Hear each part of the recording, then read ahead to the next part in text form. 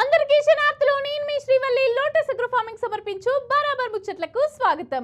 Lotus agro farming మీ చిన్న పెట్టుబడికి కోట్లు కురిపిస్తుంది. ముందుగా తలకే వార్తలు చూద్దాం. వెంటనే వార్తలకు పోదాం.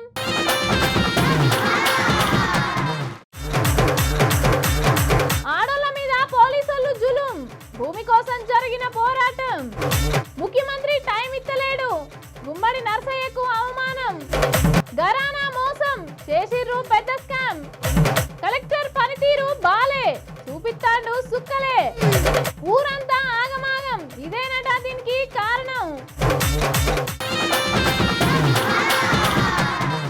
ఈ పోలీసులకు సపరేట్ చట్టాలు ఏమన్నా ఉంటాయా?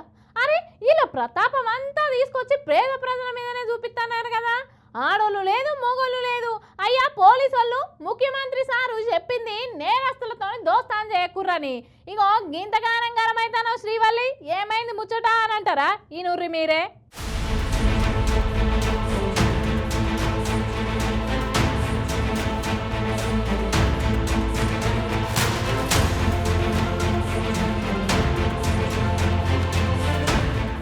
అమ్మో పోలీసులు మంచి పని మంతులే ఉన్నారు కదా. ముందుగానే మీరు పనోళ్ళే మేం పనోళ్ళే అన్నారు. అట ఇంకా సీరేమో ఇగో ఎట్లేగా పడుతున్నారు చూడు ఆడోళ్ళ మీదకి పోలీసోళ్ళు. ఆడోళ్ళని కూడా చూస్తలేరు కదా. ఈ అక్కన అడుగుదాం, ఏమైందక్క గంతగానం పోలీసోళ్ళు ఎందుకు అట్లా చేస్తున్నారు? ముచ్చటేంది చెప్పు. చాలా రోజులు అవుతాను సార్, మేము చేయబట్టి 4 సంవత్సరాలు అవుతాను. పత్తి పెట్టినాం, పత్తి పండించినాం సార్. అది ఇప్పటి భూమి అయితే కాదు. మేము అప్పుడు 4-5 లక్షలు కూడా వాళ్ళకి ఫారెస్ట్ వాళ్ళకి ఇచ్చినాం సార్. ఇప్పటి భూమి కాదు అది. ఎప్పటి నుండో చేసిన ఇప్పుడు జేసీ పట్టుకొని వస్తే మేము అడ్డం తిరిగినాం సార్. అడ్డం తిరిగినాతే అందులో మా అక్క హెల్త్ మంచిగా లేదు, ఆమెను పట్టుకొని జీబులు ఎక్కిద్దాంట. నేను ఇట్లా అడ్డం పైన నెట్టింది సార్. నాకు అప్పుడే నాకు లేదు సార్. కింద బూట్లతో అనుకుంటా కింద పడ్డది. యాక్టింగ్ అన్నది ఒకటి నచ్చింది సార్. అంతే యాక్టింగ్ అన్నారు. ఇక ఎట్లా పడితే అట్లనే కాళ్ళతో మా ఆడోళ్ళు అంటే వేరు, మొగోళ్ళే సార్. వాళ్ళు మొగోళ్ళే దాన్ని. అగో ఆ తాత ముత్తాతల నాటి భూమి అట 4 ఏళ్ల నుంచి పత్తి అండ్లనే పెడుతున్నారట. పోయినసారి 4 లక్షలు కూడా ఇచ్చిరట పోలీసు వాళ్ళకు. ఇక పత్తేరుడు అయిపోయింది కదా, కట్టెనన్నా కొడదామని పోతుంటే పోలీసు వాళ్ళు చేసి పట్టుకొని వచ్చిరట. అగో గిదేంది సార్ అంటే లేదు ఇళ్ళకెళ్ళి కాల్ చేయాల్సిందే మీరు అంటున్నారంట. ఇక ఈ అక్కకు కూడా కళ్ళు తిరిగినట్టు కింద పడితే అగో ఆమె అంతా నాటకాలే ఆడుతుంది అని చెప్పేసి బూట్ కాలుతుంది అంటున్నారంట ఒక మహిళను చూడకుండా. ఇంకొంతమందిని తాళ్ళు లేచి కట్టేసి చక్కగా వ్యాన్లు ఎక్కించుకొని పోతున్నారంట.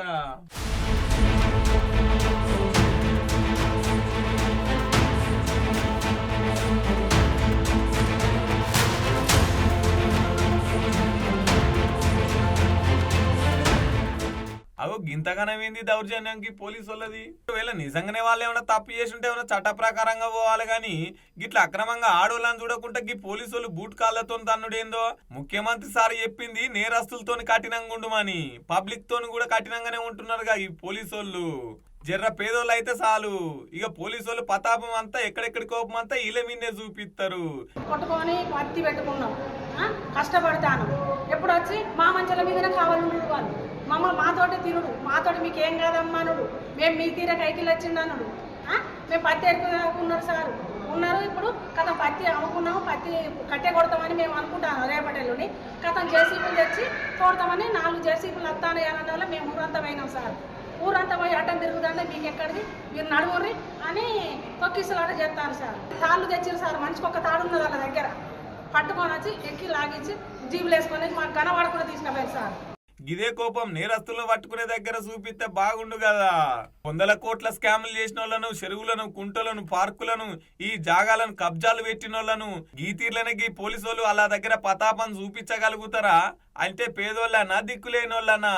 ఏంది పోలీసు వాళ్ళ పద్ధతి అనవట్టికి ముచ్చట తెలిసిన పబ్లిక్.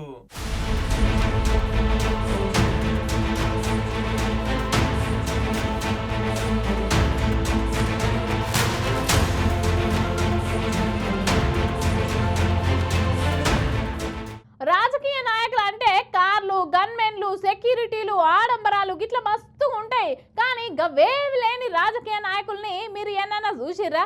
అగో గసొంటి నాయకునికి గంత అవమానం జరిగిందన్నట్టు చూడు రోపారి.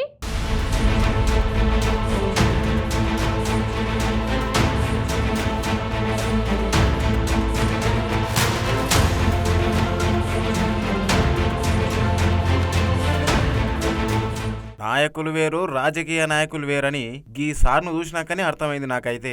5 సార్లు ఎమ్మెల్యేగా గెలిచిండు, ఎటువంటి ఆడంబరాలు లేకుండా బతికిండు, సెక్యూరిటీ కోసం గన్మెన్లు లేరు, ఎక్కి తిరగడానికి కార్లు కూడా వల్లా అన్నాడు. ఓ మామూలు మనిషి లెక్క ఆటోలల్లా ఆర్టీసీ బస్సులనే తిరిగిండు. ఆయనకున్న సైకిల్ మీదనే పోయి జనాల అష్ట కష్టాలన్నీ తెలుసుకున్నాడు. ఎమ్మెల్యే అయ్యుండి కూడా వచ్చిన జీతంతోనే బతికిండు తప్ప ఏ రోజు ప్రభుత్వ సొమ్ముకు ఆశపడలేదు.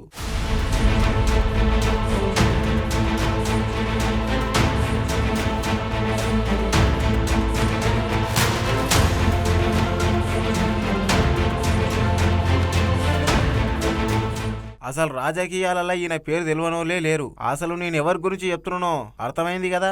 గదే గుమ్మడి నరసయ్య గారు. చాలా మంచి నాయకుడు. గిసొంటి ఆయనకు ఎవరైనా ఏ నాయకుడైనా జల్దీ అపాయింట్మెంట్ ఇస్తారు, కానీ CM Revanth Reddy sir appointment ఇవ్వలేదంట. పాపం రేవంత్ సార్ దగ్గర జైపాల్ రెడ్డి, దినేష్ రెడ్డి అని ఓ ఇద్దరుంటారంట. గుమ్మడి నరసయ్య సారు ఎన్నిసార్లు ఫోన్ చేసినా గానీ, మెసేజ్లు పెట్టినా గానీ రిప్లై కూడా ఇవ్వకపోయేదంట.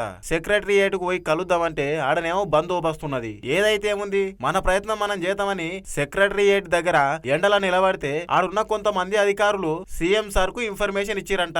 అయినా కూడా సీఎం సారు నేను గల్వను, ఆయన వెళ్ళిపోమని చెప్పేసి సాఫ్ గా చెప్పినట. అగో చూడుర్రి, జీపులు పోతూనే ఉన్నాయి గాని ఒక్కటి కూడా ఆపుతలేదు. పాపం సారేమో అట్లే నిలబడి చూస్తున్నాడు.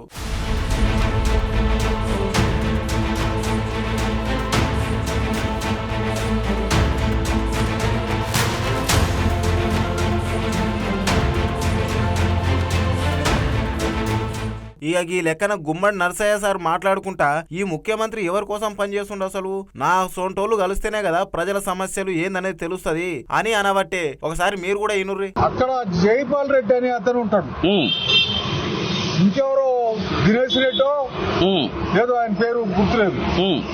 వాళ్ళని అడగాలట, వాళ్ళు టైం ఇస్తారట. ఓకే, వాళ్ళకి ఎప్పుడు వచ్చినా ఫోన్ చేస్తున్నా, ఎప్పుడు వచ్చినా మెసేజ్ పెడుతున్నా.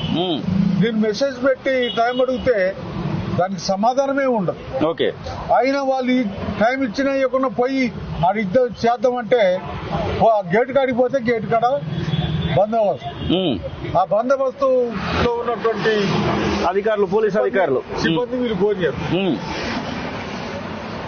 ఇవాళ పరిస్థితి ఏంటంటే, నేను అడిగి పోగానే ఒక అతను ఫోన్ లో మాట్లాడుతూ పైకి ఫోన్ చేసి వాళ్ళు అడిగారు, గుమ్మడి నరసయ్య గారు వచ్చిండండి, గుమ్మడి నరసయ్య గారు ఉన్నాడండి అని చెప్పారు. గుమ్మడి నరసయ్య గారిని వెళ్ళిపోమని చెప్పండి, ఇప్పుడు వీలు పడదు అని చెప్పారు. అంటే ఈ గవర్నమెంట్ లేదు, ఈ ముఖ్యమంత్రి ఎవరి కోసం, ఎవరికి సేవ చేస్తాడు? మాలాంటి వాళ్ళ నుంచి తీసుకుంటే ప్రజా సమస్యలు ఏంటో వస్తాయి. మా అనుభవాలను చెప్తాం, మాకు సంబంధించిన సమస్యలు చెప్తాం. ఆ విధమైనటువంటి పద్ధతిలో అనుభవంతో చేయొచ్చు. ఏంటో అసలు మరి నేను చెప్పేది నబుద్ధి కాకనా, మేమంటే ఇష్టం లేకనా అర్థం కావట్లే. ఇప్పటికి 4 సార్లు కలవనికే ట్రై చేసినట గాని ఇంటికి పోయినా, సెక్రటరియట్ కి పోయినా రాణిస్తలేరట. మా ప్రాంతంలో రైతులకు గిట్ల కష్టాలున్నాయి అని వినతి పత్రం ఇయనికి వచ్చినట సారు. అయినా కూడా కలవనీయకపోతే ఎట్లా సారు? ఆ పెట్రోల్ బంకులు ఓపెన్ చేయడానికి టైం ఉంటది గాని గిసొంటి నాయకులను కలవనీకే, ప్రజల సమస్యలు తీర్చడానికి టైం ఉండదా మీకు? ఓ పక్క జనాలు పొట్టు తిట్టబట్టే. అయినా కూడా మీరు గిట్టనే చేస్తే జనాలు చూసిన వాళ్ళు ఏమనుకుంటారు?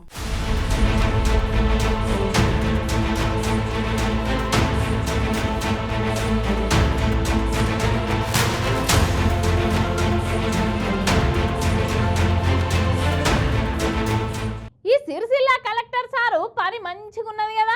రోజుకొక చిన్న వ్యాపారుల మీద వడుడు, పైనున్న అధికారులు ఏం చెప్తారు చేసుడు. ఇగో గట్నే ఓ పాల వ్యాపారి బూత్ మీద పడ్డాడు ఇయ్యాల. గట్లా ఎట్లా చేస్తాడో చూడుర్రో పారి.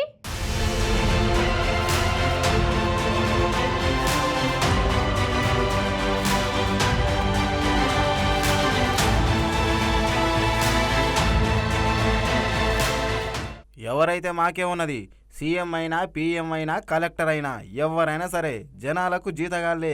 మేము ఎన్నుకొని ఓట్లేసినే గెలిచిర్రు, జనాలు పైసలతో సర్కారు నడుపుతుర్రు అని నేనంటలేను, గీ కాకంటున్నాడు. ఓ పారి మీరు కూడా ఎనుర్రి. రైతుల రోడ్ మీకు వచ్చినాం. ఇది 50 నుంచి మేము పాల్గొస్తున్నాం. కరిమాల డైరీకి వస్తున్నాం 50 నుంచి. నేను 70 ఏళ్ళ ఏజ్ నాది.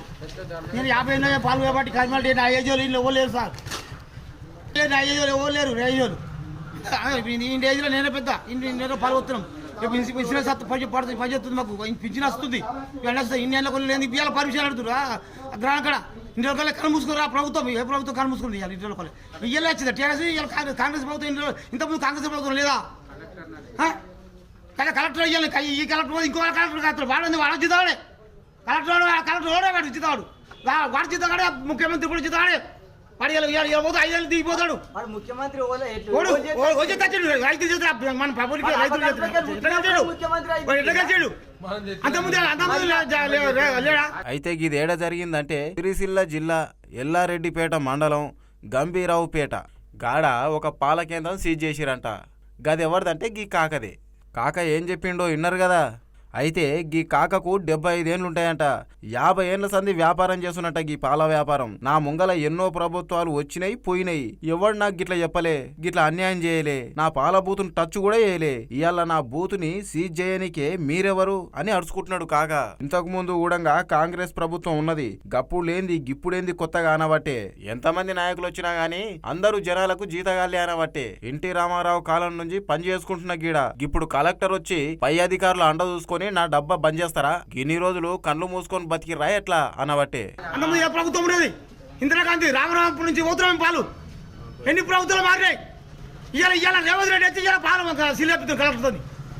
కలెక్టర్ ఎంత బుద్ధిమంతులు కలెక్టర్ రైతులను ఇట్లా కోసేస్తాడు వాడు రైతు వాడు కలెక్టర్ మామూలు మంచి ఇవాళ పర్మిషన్ అడుగుతుంది. 20 రోజులు కళ్ళు మూసుకోరా ముఖ్యమంత్రి అడిగి ముఖ్యమంత్రి ఎన్ని బాధలు చేసిండు, ఎన్ని అమలు చేస్తుండు, ఎన్ని అబద్ధాలు ఆడుతుండు. ఇప్పుడు రేవంత్ రెడ్డి ఇలా గద్దె దిగాలి, వాడు రేవంత్ రెడ్డి గద్దె దిగాలి, వాడికి ఇవన్నీ చేశాడు కదా గద్దె దిగాలి.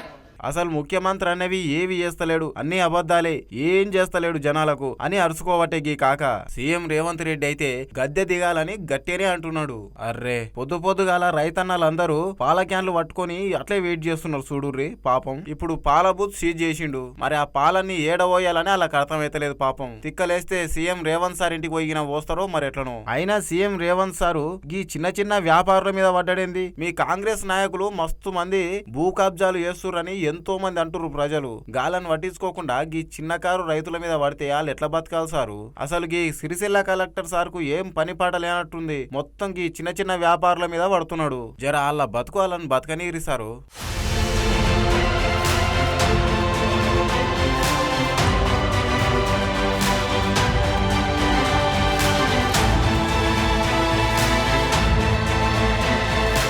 ఏం మనుషులున్నారా నాయన, సందు దొరికితే చాలు మోసాలకి ఎగబడతానే ఉన్నారు. ఏడ చూసినా ఇదే. ఇగో గీడ గీలి వేసిన మోసం అయితే నెవర్ బిఫోర్ నెవర్ ఆఫ్టర్ అంటారు పోన్రి. అబ్బా ఇలా తెలివికి మొక్కాలే పోన్రి. చూడు రూపారి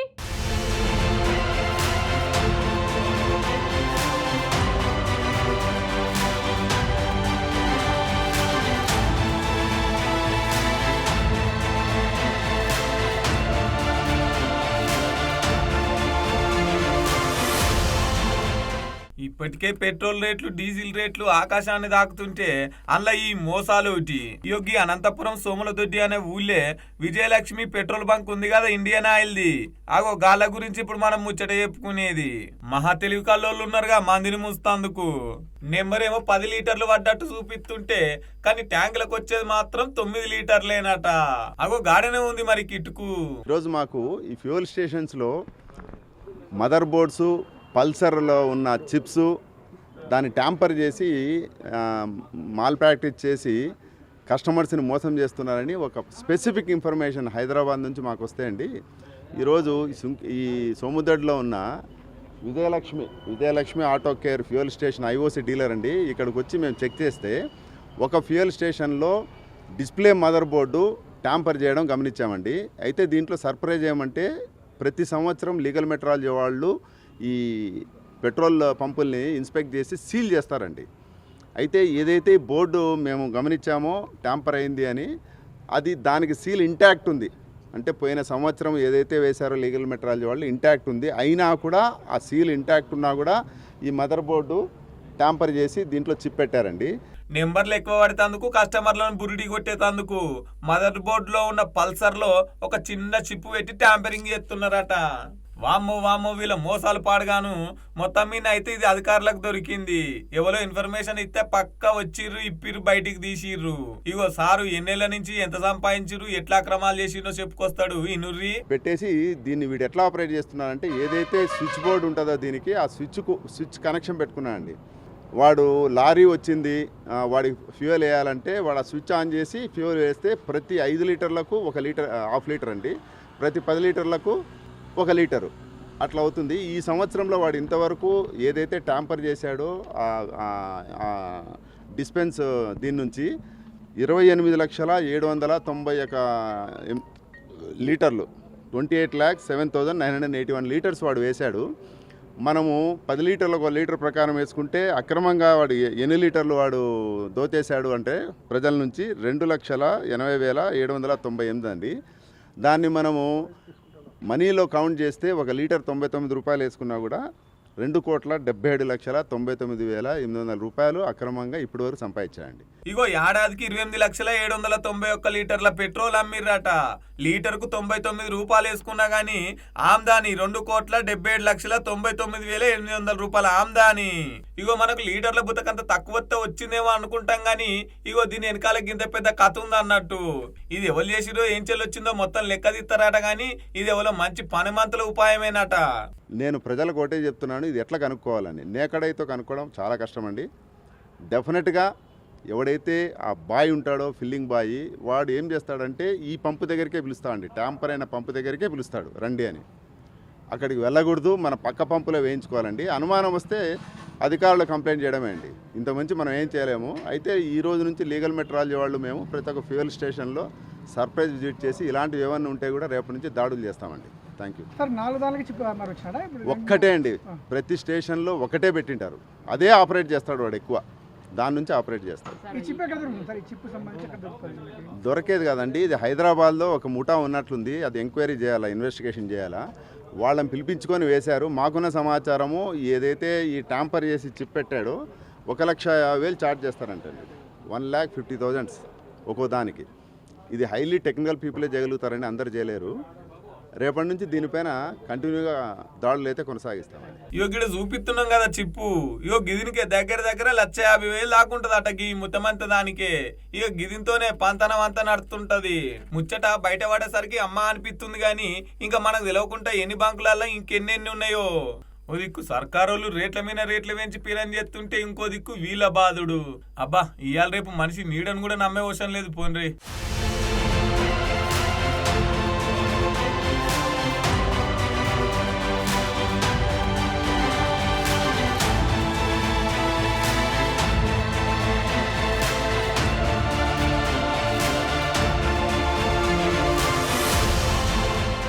అభివృద్ధి జరగాలి కానీ ఊళ్ళనంతా ఆగం చేసి అభివృద్ధి అంటే ఎందుకు చెప్పుర్రి, ఏం పనికి చెప్పుర్రి, అయినా ఏం కంపెనీలు చెప్పుర్రి.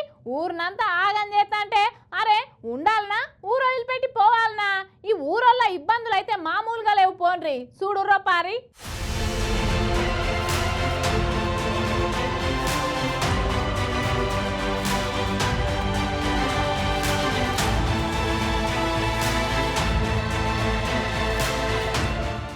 తిరుపతి జిల్లా ఓజిలి మండలం ఆర్మినిపాడు అనే ఊరే కాల్ చేసే కథ అవుతున్నది కదా గీ క్రషర్లు ఏ వాటికి. ఇక ఏడికైతే ఆడికాయ అనుకొని ఊరోళ్ళంతా రోడ్డు మీద కూర్చొని లడాయి బాట వచ్చిర్రు కదా. ఇక ఇలా ఊరు పక్కనే పెద్ద క్రషర్ ఉండేసరికి ఇక పెద్ద సప్పుళ్ళు తర్వాత మిషన్లతోని బండల వాళ్ళ కొడుతుంటే మొత్తం దుమ్మంతా వీళ్ళు ఇంట్లోకే వస్తున్నదట. ఆర్మినిపాడు గ్రామం అది, ఓజిలి మండలం, తిరుపతి జిల్లా. ఇంతకుముందు క్వారీ 2 నంపులు ఇచ్చేసినారు కానీ ఆపేసుకున్నాము. కానీ ఇప్పుడు ఎమ్మెల్యే గారు 2 నంపులు మీటింగ్ పెట్టారు మా ఊర్లో, గ్రామ సభలాగా. ఇది జరిగి నాకు ఆపిన దానివల్ల ఆమె వచ్చారు. ఇంకైతే ఇది లోడరు, నేను మీకు హామీ, మీ గ్రామానికి నేను ఉన్నాను వెనక ముందు, ఏదైనా సమస్య వస్తే నాతో తెలుపుకోండి అన్నారు. ఇప్పుడే ఎమ్మెల్యే గారికి కూడా ఫోన్ చేశాము. వాళ్ళు ఆ మేడం అంటే ఆర్డీఓ సార్ని గారిని మేడం అని పంపిస్తామన్నారు ఇక్కడికి. కానీ ఈ గ్రామంలో 3 చెరువులకి నీళ్ళు వస్తాయి. ఇక్కడ కొండ మీద నుంచి 3 చెరువులకి నీళ్ళు వెళ్ళాలా. అక్కడ కండిగాని పొలం ఉంది, రాజానగరం పొలం అంటారు దాన్ని. దాని కింద 200-300 ఎకరాలు ఉంది. అందరికీ 1-2 గుంటలే ఉంది. కానీ అక్కడికి నీళ్లు ఈ క్వారీ లోడేస్తే చుక్కపావు.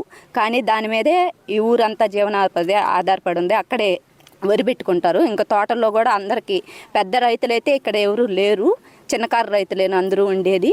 కానీ అది అక్కడికి వాటర్ రాని దానివల్ల మాకు డిఫ్రికేషన్ కూడా లేదండి. ఆ చెరువుకి ఓన్లీ కొండ మీద పడే నీళ్ళే చెరువులోకి వెళ్ళాలి. అక్కడ నుంచి మేము వరి పండించుకోవాలి. కానీ ఇది లోడిన తర్వాత లోడితే మటుకు మా గ్రామస్తులందరూ కూడా కడుపు మంటయి అసలు ఎందుకు అట్ట అయిపోతారు. ఇంకా దాని మీదే జీవనాధారం. ఇక అట్లనే ఆ దుమ్ముతోని కనీసం జీవాలు పశువులు ఏమన్నా మేద్దామన్నా వ్యవసాయ భూములు కూడా మొత్తం పనికి రాకుండా పోతున్నాయట. మీదికెళ్ళి రోగాలు వచ్చి పడుతున్నాయట. అసలు ఏవట్టి సుక్క నీళ్లు కూడా దొరుకుతలేదట. ఏడాది కింద కూడా గిట్లనే ఎత్తే వైసీపీ ప్రభుత్వంలో ఊరంతా పోయి దగ్గర పోయి కొట్లాడితే వాళ్ళు మలుపుకొని పోయిరట. ఇక మళ్ళా టీడీపీ వచ్చింది, మళ్ళా మొదలు పెట్టిరని చెప్పేసి ఈ టీడీపీ వాళ్ళు ఎందుకు ఇట్లా చేస్తున్నారు, మమ్మల్ని బతకనిత్తలేరు కదా అని చెప్పేసి ధర్నాకు దిగిరు ఊరోళ్ళంతా. మా కోరి ఇది మా భూమి మాకు వదలాలేడ, మా కోరిని మాకు వదలాల. దీన్ని మట్టి ఎత్తకూడదు, ఏం ఎత్తకూడదు. చెల్లో నీళ్ళు బాటల పైరు బండటంలే అందరూ కూటికి నేలకి చస్తా ఉన్నాము.